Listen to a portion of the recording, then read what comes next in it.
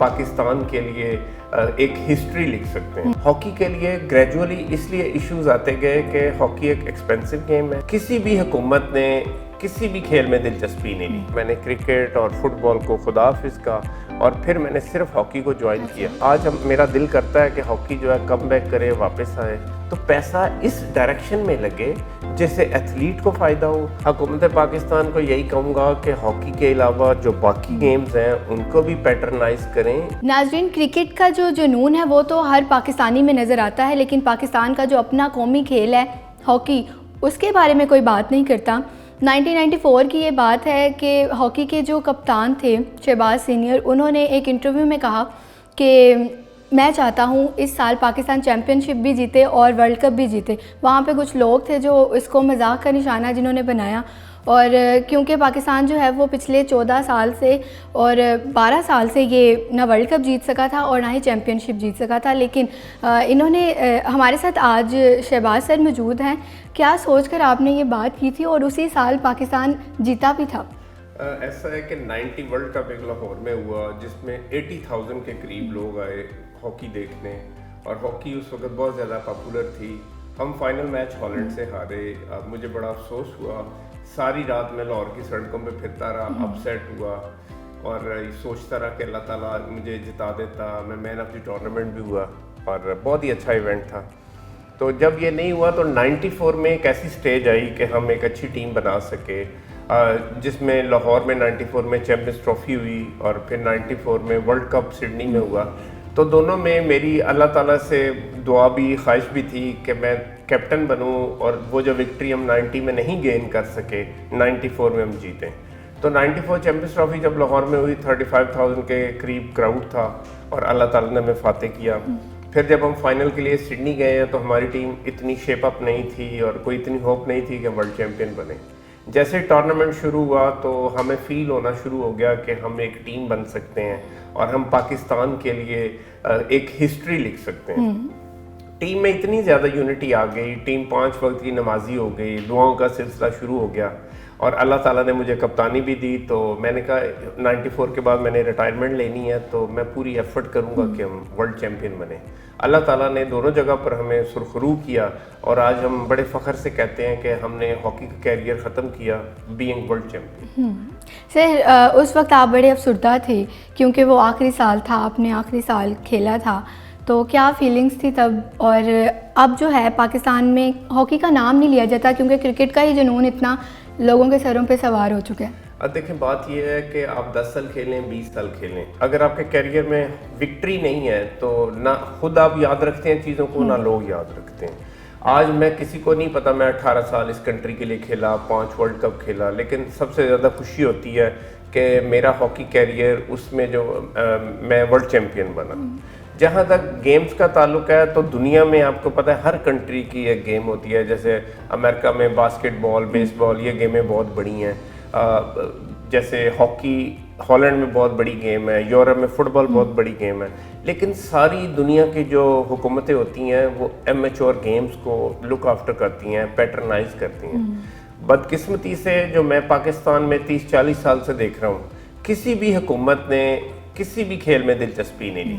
Cricket جو ہے وہ اٹ سیلف گرو ہوئی, اٹ سیلف پاپولر ہوئی کیونکہ ان کے پاس فنڈز اتنے زیادہ آ گئے کہ ان کو مارکیٹنگ کے لیے ایشوز نہیں بنا, ان کو میڈیا کوریج کے لیے ایشوز نہیں بنا. ہاکی کے لیے گریجولی اس لیے ایشوز آتے گئے کہ ہاکی ایک ایکسپینسو گیم ہے. جب حکومت پاکستان نے بچوں کو جابز دینا بند کر دیں, جو کہ ایئر مارشل نور خان کے ٹائم پر بہت زیادہ یہ ان تھی, PIA میں جیسے میں آیا, بہت سے لوگ کسٹم بینکس میں چلے گئے, اور ابھی جو اداروں میں لوگ ہیں وہ بھی گورنمنٹ جو لگاتی ہے وہ ان کے اندر نیشنلزم کم ہوتا ہے. وہ زیادہ تر پروفیشنل ہوتے ہیں, وہ اتنا ہاکی سے دلچسپی یا قومی کھیل سے ان کو دلچسپی نہیں ہے. اگر آج بھی حکومت جو ہے ہاکی میں انویسٹ کرے, ہمارے پاس یوتھ ہے جو ابھی کھیلنا چاہتی ہے, اچھا ٹیلنٹ ہے, ان کو اگر ہم پالش کریں, فائنینشلی لک آفٹر کریں, میں سمجھتا ہوں ہاکی کم بیک کر سکتی ہے. سر, آپ کا ہاکی کے ساتھ لگاؤ کس طرح سے پیدا ہوا؟ میرے گھر میں 3 میرے بھائی ہاکی کھیلتے تھے, میرے چچا ہاکی کھیلتے تھے, اور جو میں 40 سال پہلے ہاکی کھیلتا تھا اس وقت سپورٹس کا بہت زیادہ ٹرینڈ تھا. فٹ بال بہت کھیلتے تھے, کرکٹ بہت کھیلتے تھے, اور میں ساری گیمز میں ایکولی گڈ تھا. میرے لیے یہ فیصلہ کرنا مشکل تھا کہ میں کون سی گیم میں جاؤں, کیونکہ سپورٹس کے لیے دو چیزیں بہت ضروری ہیں, ایک فزیکل فٹنس لیول اور دوسرا ریفلیکسز. تو اللہ تعالیٰ نے دونوں سے ہی مجھے بہت زیادہ نوازا تھا. میرے پاس ایکسٹراڈنری یا ایکسیپشنل ایبلٹیز تھیں ان دونوں چیزوں میں. فزیکل فٹنس کا یہ لیول تھا کہ جو 35 لڑکے ہوتے تھے ان میں سب سے زیادہ انڈیورنس, اسٹیمنا یا سپیڈ اللہ نے مجھے دی. اور ریفلیکسز ایسے تھے کہ میں ایٹ اے ٹائم 2 3 کھلاڑی دیکھ سکتا تھا, اپنی ٹیم کے بھی اور اپوننٹ بھی.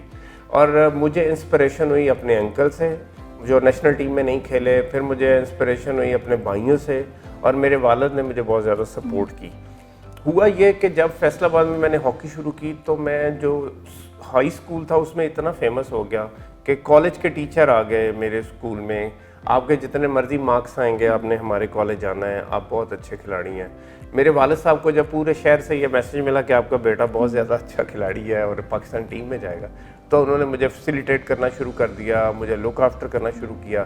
اس انکریجمنٹ کا یہ فائدہ ہوا کہ میں نے کرکٹ اور فٹ بال کو خدا حافظ کا, اور پھر میں نے صرف ہاکی کو جوائن کیا اور اسی میں ہارڈ ورک کیا.